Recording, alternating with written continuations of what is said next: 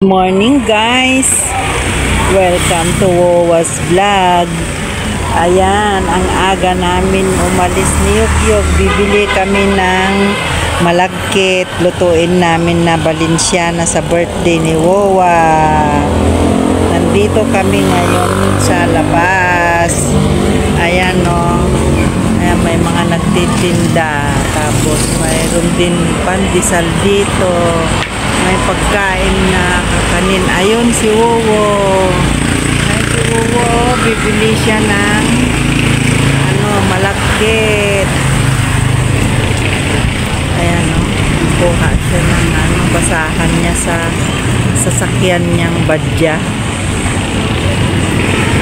Ayun. Ayan na si Yukyok o. Hello, George Tudor. Hello, diyan ka lang. Diyan lang si George. So, ayan siya. Ayan, diyan lang siya. Dito kami sa labas. Wow, ayan. Magkano yung malagkit? 65. Ay, di ka nagtanong ng turmeric. Doon sa tindahan. Dito?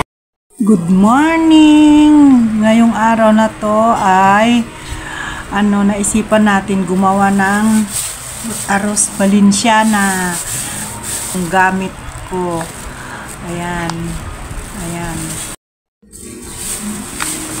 Haluan natin ng powder. Lagyan muna natin ng 3 maliit.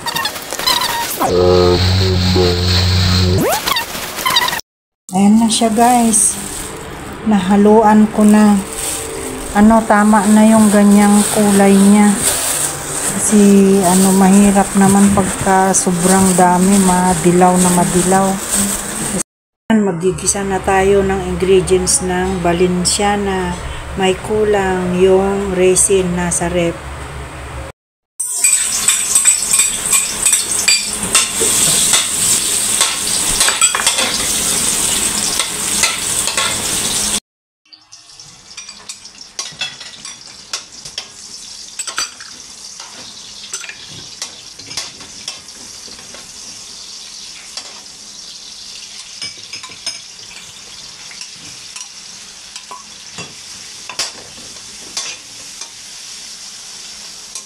Guys, nagpakulo na ako ng tubig. Diyan sa pinaggisahan ko yung nilagyan ko ng tubig din ulit para malasa. Tapos ilagay na natin yung binabad natin na gawin nating Balenciana. I-close up mo. Okay na.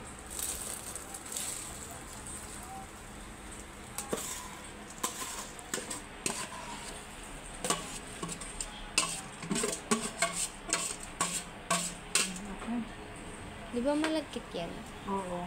Okay na. Yung ating Balenciana.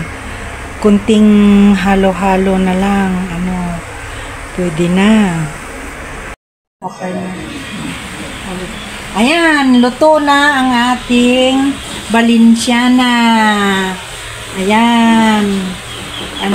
Dito lang. Ilagay natin dito.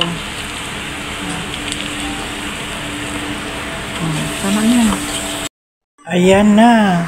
Ito na yung arroz Balenciana natin.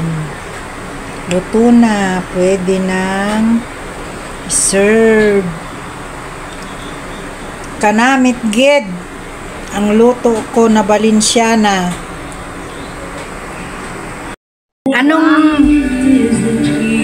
Anong lasa, Alisa, ng Balenciana ko? Wow! Nasarapan ka? Sarap. Saday.